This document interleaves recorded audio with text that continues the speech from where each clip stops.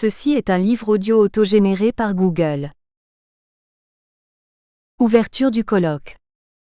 Monsieur Hervé de Charette, Monsieur le ministre, cela m'a touché que vous acceptiez d'ouvrir notre rencontre. Donc, merci à vous d'avoir accepté d'introduire nos débats à cette heure matinale et de nous apporter le poids de vos réflexions. Notre rencontre d'aujourd'hui est consacrée aux questions qui touchent à la sécurité alimentaire. Nous l'avons intitulée Fantasmes et réalité, un peu pour provoquer, et nous avons rajouté aussitôt entre précaution et responsabilisation, parce qu'il y a en effet dans toutes ces questions de sécurité alimentaire à la fois des enjeux majeurs, dont la presse nous montre chaque jour l'ampleur, les difficultés et les dimensions, et en même temps des excès dans les attitudes de certains. C'est dans ce monde compliqué, rempli à la fois de risques, d'espoir et de chance, et dans lequel il faut voir clair pour parler de choses sérieuses, que nous avons voulu entrer aujourd'hui et travailler sur les grands enjeux de la sécurité alimentaire. La matinée sera consacrée à faire le point sur l'état de la situation, à la fois sur le plan national et international, et l'après-midi sera dédié à la recherche des solutions. Vous avez accepté, Monsieur le ministre, de venir pour nous parler de la question de l'eau, qui est évidemment une question centrale et qui est pour vous une question majeure, car dans le plan d'action qui est le vôtre, la loi sur l'eau sera sûrement l'un des grands enjeux des travaux de votre ministère et du gouvernement pour les mois qui viennent. Je vous remercie donc d'être là. Nous sommes très attentifs à ce que vous dites, parce que non seulement vous occupez un ministère extrêmement complexe dans lequel des enjeux très forts sont entre les mains d'une administration qui n'a pas toujours la puissance et la force d'autres administrations blanchies sous le harnais des générations, mais c'est de plus un enjeu très important. De même, chacun sait ici que vous vous êtes investi de longue date sur des sujets intéressant l'environnement, la qualité de la vie, tant sur le plan national qu'international. Votre expertise et votre compétence personnelle font que vous entendre et vous voir parmi nous aujourd'hui est très important. Merci, Monsieur le ministre, je vous passe volontiers la parole. Monsieur Serge Lepelletier. Merci, Monsieur le ministre, Mesdames et Messieurs les parlementaires, Mesdames et Messieurs les élus, Mesdames et Messieurs les présidents, Mesdames et Messieurs les directeurs, Mesdames et Messieurs. Je considère que les deux grands défis pour l'environnement sont le réchauffement climatique et les sujets de santé-environnement, qui comprennent naturellement les sujets de sécurité alimentaire. Votre journée est consacrée à un sujet d'actualité. Comme vous le savez, 40 personnes ont été intoxiquées la semaine dernière dans l'Essonne. Au-delà de cette triste actualité, votre journée concerne surtout un sujet de société. Il touche chacun de nos concitoyens. Il s'agit d'un sujet extrêmement sensible, mais sur lequel vous avez la volonté d'ouvrir un débat. Je tiens à vous en féliciter. Il est d'autant plus sensible qu'il concerne le plus élémentaire de nos besoins, se nourrir. Je tiens donc à remercier chaleureusement Hervé de Charette et Éric Hélard de m'avoir invité à ce colloque sur la sécurité alimentaire. Les crises sanitaires des 15 dernières années ont ébranlé la confiance des Français et touché très durement certaines filières alimentaires. Je pense en particulier à la crise de l'encéphalopathie spongiforme bovine ou à celle de la contamination à la dioxine. Des progrès importants ont été réalisés dans la maîtrise des risques sanitaires. Ils sont le résultat de l'action conjointe des pouvoirs publics, au niveau national comme au niveau communautaire, des organisations professionnelles agricoles et de l'ensemble de la filière agroalimentaire. Par ailleurs, la nouvelle politique agricole commune constituera un gage supplémentaire pour l'action en faveur de l'amélioration constante de la qualité sanitaire des productions. Elle prévoit en particulier de soumettre l'octroi des aides au respect des réglementations sanitaires et environnementales. Dans le domaine de l'environnement, ce ne sont pas moins de 5 directives communautaires qui seront prises en compte dès le 1er janvier 2005. Il s'agira notamment de la directive dite nitrate. Elle doit permettre de réduire la pression azotée et donc de préserver la qualité de l'eau et notamment de retomber, dans certains départements, en dessous de la norme des 50 mg par litre. Cet outil de la conditionnalité des aides agricoles est un outil économique extrêmement puissant. Ne nous y trompons pas. Ces nouvelles règles contribueront sans nul doute à relégitimer la politique agricole commune, la PAC, aux yeux des consommateurs européens. Je voudrais ici, au nom du gouvernement, citer quelques-unes de ses actions dans le domaine de la sécurité alimentaire. Naturellement, mon collègue Hervé Guémard, qui mène une politique très énergique sur ce sujet, est particulièrement concerné. Ainsi, les dispositifs de surveillance des maladies animales ont été renforcés. L'alimentation animale est désormais encadrée par une réglementation plus précise. La gestion des déchets issus des filières animales a été clarifiée. Enfin, la traçabilité devient le maître mot tout au long de la chaîne alimentaire. Le consommateur peut par exemple désormais disposer d'une information précise sur l'origine des viandes bovines. En ce qui concerne le ministère de l'Écologie et du Développement durable, je souhaite maintenir une action extrêmement vigoureuse sur les causes environnementales de la qualité sanitaire des aliments. Je voudrais à ce titre évoquer 2 politiques fortes. Celle sur la mise aux normes des usines d'incinération d'ordures ménagères et des risques en matière de contamination des aliments par la dioxine. Celle sur la lutte contre la pollution par les résidus des produits phytosanitaires. Tout d'abord, les usines d'incinération. 300 usines d'incinération d'ordures ménagères, dont beaucoup de faible capacité, étaient en fonctionnement en 1998. Moins de 130 incinèrent aujourd'hui des déchets. Ces 2 chiffres résument la forte évolution que le parc d'incinérateurs a connue. Alors que 36 incinérateurs polluants demeuraient en fonctionnement en mai 2002, ils ont tous été fermés ou mis en conformité depuis. Les émissions de dioxine des incinérateurs d'ordures ménagères sont ainsi passées de 1090 grammes en 1995 à 100 grammes en 2003. Soit une division par 10 des rejets annuels. Le cadre réglementaire a été renforcé fin 2002. Ces nouvelles normes s'appliqueront au plus tard fin 2005 aux usines existantes. Une action soutenue de tous les acteurs reste indispensable pour le respect de cette échéance de 2005. L'effet sera de diviser encore par 5 les émissions de dioxine des incinérateurs d'ici 2006. Les nombreuses usines fermées ont parfois été exploitées sans traitement de fumée. Ces conditions de fonctionnement ont terni l'image de la filière incinération et entraîné, dans certains cas, des conséquences importantes et coûteuses. C'est en montrant un attachement sans faille au respect des règles que l'image de la filière incinération pourra être rétablie. Comme j'ai déjà eu l'occasion de l'exprimer, mon action sera très ferme sur ce dossier. Venons-en maintenant aux produits phytosanitaires. La politique menée par mon ministère concerne à la fois la qualité de l'eau, et en partie celle des aliments. Cette politique est naturellement menée en étroite collaboration avec le ministère de l'Agriculture, de la Santé et de la Consommation. La France est le premier consommateur européen de pesticides en tonnage. Un peu moins de 100 000 tonnes de substances actives sont commercialisées chaque année. L'agriculture utilise 90% des tonnages. Le dernier bilan publié par l'IFEN fait état d'une contamination d'environ 3/4 des points d'observation en eau superficielle et de la moitié des points en eau souterraine.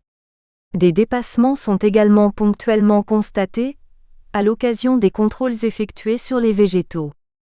Certes, des marges importantes ont été prises sur les valeurs limites de résidus autorisés. Certes, nous ne sommes pas confrontés à des problèmes de toxicité aiguë. Mais nos concitoyens sont inquiets sur la qualité des produits qu'ils consomment ou boivent. Il est de mon devoir, avec mes collègues ministres, de les rassurer et de répondre à leurs inquiétudes en mettant en place les actions nécessaires. Ainsi, dans le cadre du Plan national santé-environnement, le PNSE, qui a été adopté en juin dernier par le Premier ministre, la lutte contre la pollution par les résidus de pesticides constitue une action importante. Un observatoire des résidus de pesticides a ainsi été mis en place. Dans le cadre du processus européen d'évaluation des substances, auquel la France participe, 500 substances évaluées comme toxiques pour l'homme et l'environnement ont été retirées du marché. Dans le projet de loi sur l'eau, que je présenterai en Conseil des ministres d'ici la fin de l'année, 2 actions essentielles sont prévues.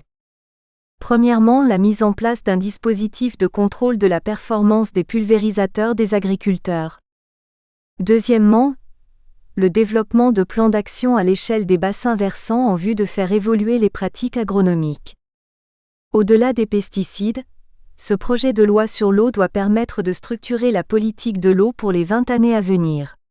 Il doit nous permettre d'atteindre en 2015 le bon état écologique des eaux dans nos cours d'eau, nappes souterraines et au littoral. Ce bon état des eaux permettra non seulement de garantir une qualité de la ressource pour ses différents usages et notamment la production d'eau potable, mais aussi à terme, permettez-moi d'être ambitieux, de réduire les niveaux de traitement nécessaires pour la production d'eau. Pour ce faire, le projet de loi renforce le principe d'une politique de l'eau décentralisée à l'échelle du bassin versant. Il appartient aux acteurs de l'eau de définir localement les meilleures actions pour reconquérir la qualité des eaux. Le dispositif des agences de l'eau sera renforcé. Il permettra de financer ces actions locales. À travers ces exemples, les incinérateurs d'ordures ménagères, les pesticides et le projet de loi sur l'eau, je souhaitais vous montrer toute ma détermination à agir en faveur d'une meilleure sécurité alimentaire.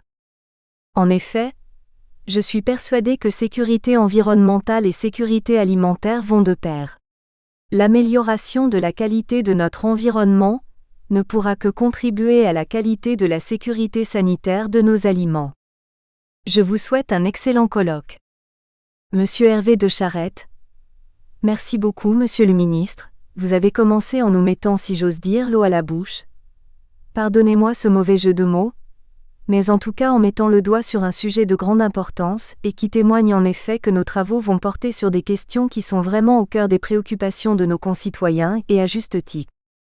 Merci infiniment à vous d'avoir ouvert nos travaux. Je suspends la séance quelques minutes pour accompagner le ministre et nous reprenons. Sécurité alimentaire, nouvelles menaces, nouvelles méthodes.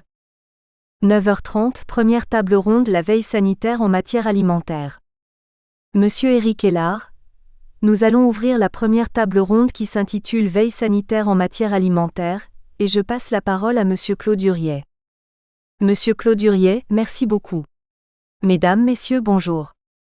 Je commencerai mon propos par une citation qui tombe pour moi à un excellent moment, extrait d'une revue qui s'appelle Sève, pour laquelle je ne fais pas de publicité et dont je ne connais pas l'éditeur. Je vous en cite une phrase tout à fait pertinente, qui a retenu mon attention. Sécurité sanitaire et opinion publique, notre pays dispose d'un système d'agences certes imparfait, mais néanmoins parmi les plus perfectionnés au monde. Cela fait toujours plaisir et ce d'autant plus que je revendique, au nom de mes collègues et amis, que ce soit Jean-Pierre Fourcade, Charles Descours et quelques autres, ainsi que la Commission nationale du Sénat, la copaternité de cette loi dont nous allons parler aujourd'hui, et qui est relative au renforcement de la veille et de la sécurité sanitaire pour les produits destinés à l'homme.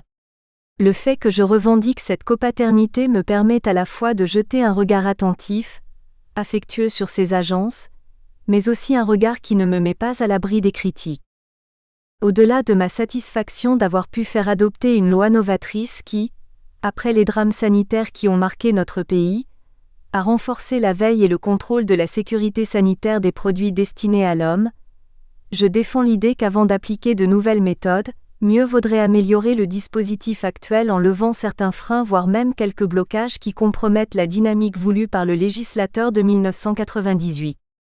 La loi du 1er juillet 1998 a été précédée d'une analyse du dispositif existant en matière de sécurité sanitaire, dispositif qui était caractérisé par la multiplicité des organismes censés y concourir, direction et services ministériels de 3 ou 4 ministères différents, comités et commissions dont les attributions étaient souvent imprécises, parfois redondantes, nuisant à leur efficacité d'autant qu'existaient entre ces structures des cloisonnements inexplicables. Ainsi, l'ambition du législateur consistait à créer une organisation plus lisible, plus réactive et plus performante. En fait, le résultat final n'a pas été aussi satisfaisant qu'il aurait dû l'être, et l'on peut constater par exemple que les deux agences, Agence française de sécurité sanitaire des aliments ou AFSA, et Agence française de sécurité sanitaire des produits de santé ou AFSAPS, sont asymétriques. Pour faire simple, l'AFSAPS dispose en effet d'une double compétence, évaluation et gestion des risques des produits de santé, tandis que la mission de l'AFSA se limite à la seule évaluation des risques alimentaires. D'autre part, les rigidités et les blocages constatés tout au long des travaux préliminaires ont persisté. Il en est ainsi pour l'application de l'article 3 de la loi. Dans un délai d'1 an suivant la date de promulgation de la présente loi, le gouvernement remet au Parlement un rapport ayant pour objet de proposer la restructuration des organismes de droit public propre à éviter une confusion des missions et la dispersion des moyens de la veille sanitaire. 6 ans après, force est de reconnaître qu'aucune des dispositions prévues à cet article n'a connu un début d'application. Il en est malheureusement de même pour l'article 9 de la loi qui prévoit qu'un décret en Conseil d'État précisera les modalités selon lesquelles l'agence se substitue dans son domaine de compétence aux instances existantes. Il précise enfin les modalités selon lesquelles les compétences, moyens, droits et obligations de laboratoires publics intervenant dans les domaines traités par l'agence lui seront transférés. Sur ce point essentiel aussi, la volonté du législateur a été bafouée. On comprend mieux pourquoi je défends l'idée qu'il faut d'abord mettre en œuvre la loi telle que l'a voulu le Parlement, avant d'envisager l'application de nouvelles méthodes. Les raisons pour lesquelles le bilan de la loi de 1998 est si contrasté, alors que le fonctionnement des agences est généralement apprécié et que notre dispositif est considéré par nos voisins comme exemplaire, réside principalement dans l'incapacité de l'administration à se moderniser, au prix de ce qu'elle considère comme une perte de pouvoir. Au terme de leur 5e année d'existence, nul n'ignore que les relations entre les agences et les administrations centrales ne sont pas au beau fixe. Un intéressant rapport d'évaluation confié par l'AFSA au Centre de sociologie des organisations CNRS-FNSP qui fait autorité, a été rendu public en avril 2003. On constate ainsi que parmi les personnes sollicitées par les auditeurs, seule la Direction générale de la santé et la Direction générale de l'alimentation ont refusé d'être entendues. On apprend aussi que le représentant du ministère du Budget est plus ouvert aux demandes de l'agence que les ministères de tutelle agriculture et santé. On croit rêver. Comment ne pas conclure que, face à d'éventuelles nouvelles menaces en matière de sécurité alimentaire, de nouvelles méthodes ne s'imposent pas. Mieux vaut faire bien fonctionner ce qui existe et ce qui devrait exister. Il faut lever les blocages d'où qu'ils viennent et faire respecter la lettre et l'esprit de la loi voulue par la représentation nationale. Le Parlement ayant dans ses attributions le contrôle de l'application des lois, je suggère aux parlementaires de lire attentivement le rapport que j'ai mentionné plus haut. Peut-être jugeront-ils utile de s'intéresser de plus près, non pas tant au fonctionnement des agences qui n'échappent pas aux contrôles habituels, mais aux conditions dans lesquelles, avec 6 ans de recul, la volonté du Parlement a ou n'a pas été respectée. Monsieur Éric Hélard, merci Monsieur le sénateur. Le débat est maintenant lancé et je passe tout de suite la parole à Gilles Brucker, directeur de l'Institut national de veille sanitaire. Monsieur Gilles Brucker, merci beaucoup. Pour reprendre les propos de Monsieur Huriet, il est certain que depuis une dizaine d'années, se sont mis en place en France des outils absolument extraordinaires, dont il faut aujourd'hui essayer de renforcer la cohésion, la cohérence et l'efficacité, avant de créer de nouvelles structures et je crois que ce propos est tout à fait important. Pour essayer d'illustrer où nous en sommes, j'ai choisi de centrer mon propos sur la problématique des pathologies infectieuses liées à l'alimentation. Je suis très heureux que Monsieur le ministre ait insisté sur d'autres points extrêmement importants que je n'aborderai pas, mais que je soulignerai dans l'introduction. La problématique des produits phytosanitaires, la problématique des dioxines, sur lesquelles l'Institut de veille sanitaire travaille de façon très intense. Nous avons des enquêtes sur les risques de dioxines, comme des études de population sur les risques liés aux pesticides. Les résultats ne seront connus que dans un certain temps, et si nous renouvelons l'exercice, je serai à même de vous parler plus directement de ces questions. Mais aujourd'hui, je concentrerai mon propos sur le problème des maladies infectieuses. Nous sommes dans un contexte de mondialisation de ces problèmes, et il est clair que nous sommes confrontés à l'émergence régulière de situations épidémiques liées à la situation de zoonoses diverses, qui posent des problèmes de transmission d'agents infectieux de l'animal à l'homme puis de façon interhumaine, pas toujours dans des contextes alimentaires. Mais l'ensemble de la problématique infectieuse au sein des zoonoses doit être abordé pour les questions alimentaires et non alimentaires. Je renvoie à 2 problèmes récents majeurs. Celui du SRAS récemment, au sujet duquel on incrimine beaucoup la civette fort prisée des Chinois, et qui a ensuite parcouru le monde avec une vitesse extraordinaire du fait des développements des moyens de transport. La menace encore incertaine, mais ô combien préoccupante de la grippe aviaire qui sévit en Asie. Toutes ces interactions entre l'homme et l'animal sont évidemment majeures, et je ne détaille pas toutes les épidémies qui sont devant nous, et la liste des agents infectieux qui font aujourd'hui partie des problèmes qui sont à surveiller dans le contexte mondial et le contexte européen. La deuxième table ronde traitera des problèmes internationaux, donc je n'y reviens pas, mais il est clair aujourd'hui que si nous avons formidablement développé, comme l'a souligné M. Huriet, nos outils à l'échelon national, l'enjeu majeur est européen puisque nous avons cet espace de libre circulation des biens et des personnes, les questions relatives à l'élargissement de l'Europe, et la mise en place depuis quelques jours d'une agence européenne de sécurité sanitaire sur les questions infectieuses installée à Stockholm. Taxi infection alimentaire, multiples agents responsables. Bactéries. Salmonella. Listeria. Campylobacter. Escherichia coli au 157 H7. Yersinia enterocolitica. Brucella. Toxines bactériennes. B. cereus. C. botulinum. C. perfringens. Staphylocoque doré. Virus. Calicivirus. Virus de l'hépatite A. Parasite. Trichinella. Cryptosporidium parvum cyclospora. Fasciola hepatica. On voit ici une liste des principaux agents infectieux, qui constituent des risques au niveau de l'alimentation. Je ne rentrerai pas dans le détail des bactéries, des toxines bactériennes, des virus et des parasites. Ils sont nombreux et je n'ai pas fait figurer un risque que l'on peut considérer comme infectieux très particulier, qui est l'agent de la maladie de Creutzfeldt-Jakob, problème de la maladie de la vache folle. Nous avons réussi en France à réduire en grande partie ce risque, mais nous avons connu 7 cas du nouveau variant de cette maladie, lié à la viande animale pour des raisons que je ne détaillerai pas. Face à ces risques infectieux, il faut mettre en place des outils de surveillance et c'est la mission de l'Institut de veille sanitaire que de surveiller l'ensemble des risques pour l'ensemble de la population. Il est évident qu'un seul système de surveillance ne peut pas prévenir tous les risques, et un certain nombre de dispositifs se complètent pour renforcer ce contrôle des infections d'origine alimentaire en France.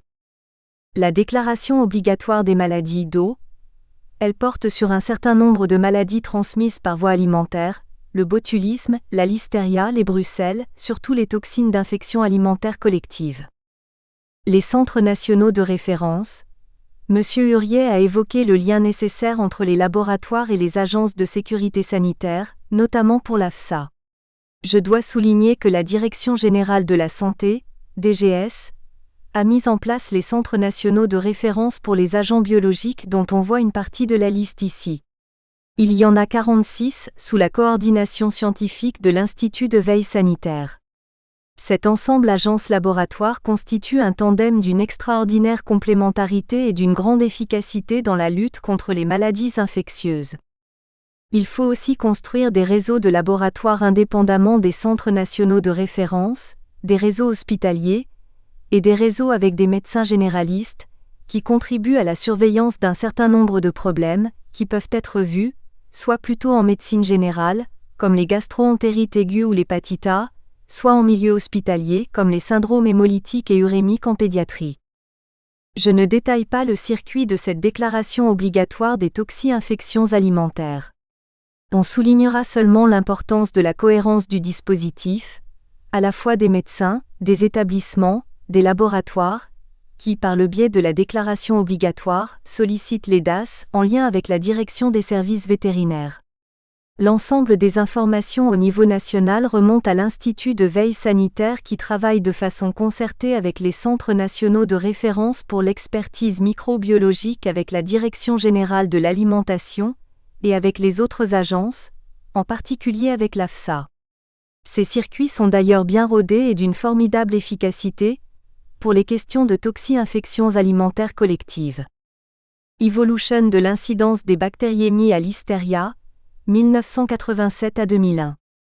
Nous voyons ici l'évolution d'une pathologie dont nous avons beaucoup parlé ces 10 dernières années, qui sont les listérioses. Vous voyez, en observant la courbe ci-dessus, des résultats qui sont très encourageants puisque nous avons pu réduire d'un facteur 3 la fréquence de ces listérioses en une quinzaine d'années. Nous voyons par les petites flèches blanches combien la réglementation a contribué pour les fromages, la charcuterie, les différents éléments. Et si on parle aujourd'hui bien plus souvent des listérioses, il y en a beaucoup moins. Il y aurait matière à discussion sur le fait que moins il y en a, et plus on en parle.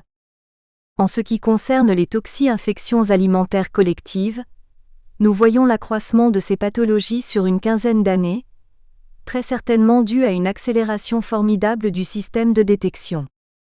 Quand il y en a moins, on dit qu'on est efficace dans la prévention, et quand il y en a plus, on dit que c'est parce qu'on sait mieux les dépister et que le système marche mieux. Il y a toujours une bonne façon de présenter les courbes et les chiffres selon qu'ils montent ou qu'ils descendent.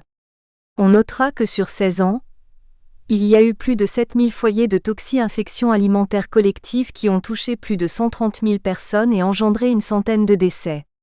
Je reviendrai sur la gravité de ces problèmes ultérieurement. Quels sont les principaux agents responsables ? Ce sont les salmonelles bien connues, responsables à 70% des foyers familiaux de toxines alimentaires, alors que d'autres agents infectieux comme les campylobactères, les Bacillus cereus ou les Clostridium, relève plus d'une problématique environnementale à la préparation des aliments.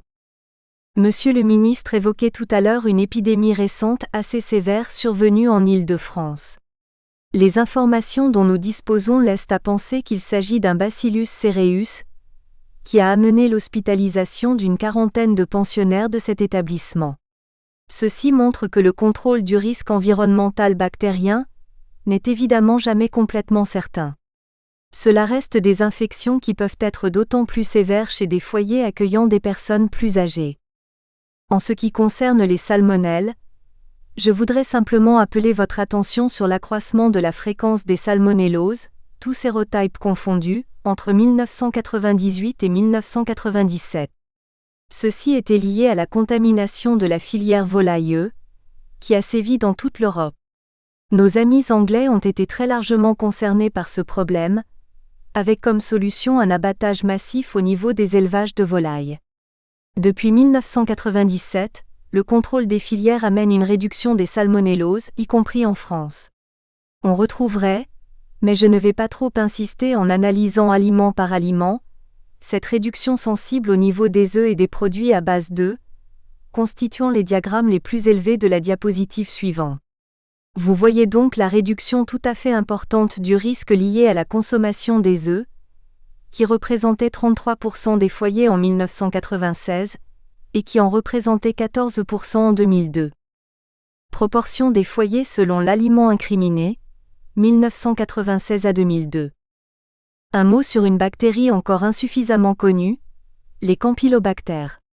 Ce sont des agents infectieux responsables de nombreuses gastro-entérites et toxi-infections alimentaires collectives. Leur nombre, estimé à environ 16 000 à 20 000 par an en France, grâce à la mise en place d'un réseau de laboratoires hospitaliers et de villes, est principalement dû à la consommation de poulet et de lait ou d'autres aliments. Le problème que je voudrais souligner à propos du campylobactère est la fréquence du développement de la résistance aux antibiotiques, qui constitue aujourd'hui une des menaces majeures de la maîtrise des questions infectieuses. Cette résistance aux antibiotiques, particulièrement notée pour les campylobactères, est très certainement liée à l'utilisation des antibiotiques dans la filière animale et nous voyons bien que ces questions de sécurité sanitaire ne peuvent pas être dissociées entre les risques humains et les questions animales, et ceci renforce le propos majeur de M. Huriet sur la cohérence des agences et des politiques en la matière. Enfin, je terminerai mon propos sur l'évaluation de la mortalité, par un travail que nous avons rendu public il y a quelques mois à l'Institut de veille sanitaire. Nous avons essayé de voir quelles étaient les conséquences de ces infections d'origine alimentaire, en termes de mortalité. Je vous fais grâce des détails de la méthode, mais nous avons étudié les conséquences sur 13 bactéries, 2 virus et 8 parasites, particulièrement impliqués dans ces questions de sécurité alimentaire. Nous avons recoupé de multiples sources de données venant des systèmes de surveillance, des études ponctuelles, des épidémies et des données de la Caisse nationale d'assurance maladie. Nous avons mesuré le nombre de cas, d'hospitalisés, de décès et évalué l'imputabilité alimentaire. Je vous donne ici la synthèse des résultats. Mortalité due aux maladies infectieuses d'origine alimentaire, INVS, mars 2004. Nous estimons en nombre de cas pour ces agents infectieux par an, entre 735 et 769 000 personnes infectées, dont un tiers relèverait de l'origine alimentaire, car tout n'est pas imputable à l'alimentation. L'origine bactérienne représente entre 58 000 et 91 000 cas par an. Les pathologies virales sont les plus répandues avec plus de 500 000 cas et il ne faut pas oublier dans ces questions, les parasites. En matière de risque bactérien, les salmonelles et les campylobactères sont les plus fréquents. Enfin, nous voulions estimer la gravité du problème en termes de nombre de décès. Tous les ans, ce sont entre 228 et 691 décès. La fourchette est large, due à un certain nombre d'incertitudes quant à l'imputabilité des infections en termes de décès. La grande majorité serait des bactérioses, en particulier les trois dont j'ai parlé, les salmonelles, les listérias et les campylobactères. En conclusion, pour la partie proprement infectieuse, le rôle de la surveillance pour le contrôle des maladies est tout à fait essentiel, et il faut souligner l'importance de la mise en œuvre de ces agents. Nous reconnaissons très volontiers à M. Huriet la paternité de cette démarche. C'est un peu le père spirituel de l'Institut de veille sanitaire et je suis toujours très heureux d'en débattre avec lui. Notez tout de même la baisse des salmonelles, des listérias, des brucelles et des tricines, avec le contrôle du rôle de la chaîne alimentaire et aussi l'alerte et l'intervention précoce. Je trouve tout à fait extraordinaire que lorsque l'Institut de veille sanitaire détecte 4 cas de listériose disséminés sur tout le territoire, 4 cas relevant de la même souche, immédiatement nous déclenchons un processus qui remonte jusqu'au producteur de l'aliment qui peut, si nécessaire, faire stopper la distribution de l'aliment. Il faut donc renforcer la surveillance sur certains agents infectieux, encore insuffisamment contrôlés, les campylobactères dont j'ai parlé, mais aussi la question de l'hépatite A ou de la toxoplasmose, et s'engager résolument sur l'importance d'une surveillance européenne. Merci beaucoup. Monsieur Éric Hellard, merci beaucoup Monsieur le Directeur, vous nous avez à la fois effrayés avec les campylobactères mais rassurés aussi. Je passe la parole à Madame Marie-Christine Buch. Vous allez nous faire part de votre travail au ministère de l'Économie, à la sous-direction des produits agricoles et alimentaires. Madame Marie-Christine Buch, merci. Mon propos vient juste rejoindre les conclusions de Monsieur Brucker, c'est-à-dire le rôle nécessaire indispensable en matière de sécurité alimentaire de tout ce qui passe avant la crise alimentaire. Tout notre travail consiste à éviter que quelque chose se passe et lorsque c'est le cas, à intervenir le plus vite possible sur le terrain. La DGCCRF a une répartition sur tout le territoire national. Elle est représentée au niveau de chaque département et travaille en collaboration au niveau départemental notamment dans le cadre de pôles de compétences avec la Direction générale de l'alimentation et la Direction générale de la santé. Il y a des réunions régulières sur l'ensemble de ces sujets et une répartition des missions de chacun au niveau du département. Chez nous, nous avons ensuite un travail par département mais également en réseau, afin qu'il y ait un échange de connaissances des agents dans des secteurs déterminés. Je pense en particulier à des réseaux, comme le réseau fruits et légumes, le réseau semences, le réseau foie gras, une mission vin où à l'intérieur de tout le territoire national, des échanges se font entre les agents spécialisés sur ces secteurs. Le travail en amont consiste à être très près des entreprises, à aller auprès d'elles, les inciter par ce qu'on appelle le contrôle en entreprise, c'est-à-dire l'examen total d'une entreprise qui passe non seulement par son process de fabrication, par le contrôle de ses sources d'approvisionnement, mais également par ses factures. Les agents de la DGCCRF ont une compétence multiple, qui part de la compétence technique sur la matière première elle-même jusqu'à l'examen de la comptabilité, qui est une source d'information extrêmement importante dans le contrôle d'une entreprise. Cette action a pour objet essentiellement d'inviter les entreprises à mettre en place des procédures d'autocontrôle, puisque ces procédures ne sont pas obligatoires, mais nous invitons les entreprises à les mettre en place le plus rapidement possible, soit en passant des conventions avec elles, soit en les aidant à les mettre en place. La deuxième action de prévention que nous menons, à part ces actions de conseil, est ce que nous appelons des contrôles de tâches programmés de contrôle permanent. Je vous citerai l'exemple des fruits et légumes, puisque tout à l'heure on a parlé de la contamination en pesticides notamment. Nous avons un plan de contrôle national et communautaire sur les pesticides. Nous avons constaté au cours de ces dernières années. Nous espérons que vous avez apprécié cet aperçu. Pour continuer à écouter ce livre audio sur Google Play Livres, utilisez le lien dans la description de la vidéo.